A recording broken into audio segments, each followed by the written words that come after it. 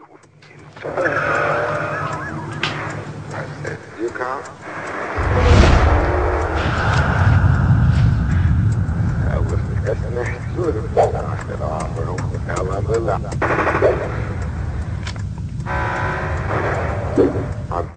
ये क्या तुम ऊँग रहे हो?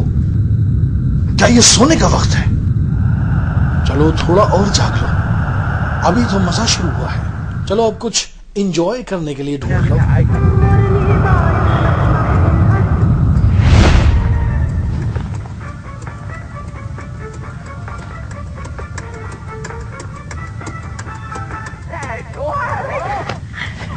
चलो दोस्त अब सोते हैं।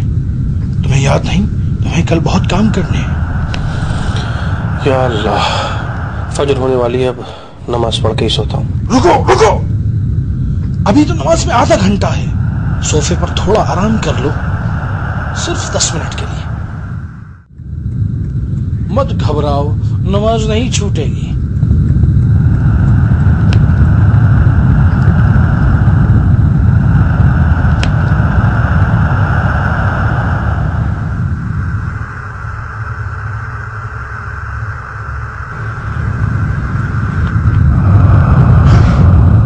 सोते रहो या इब्न आदम, तुम कभी बेदार नहीं होगे।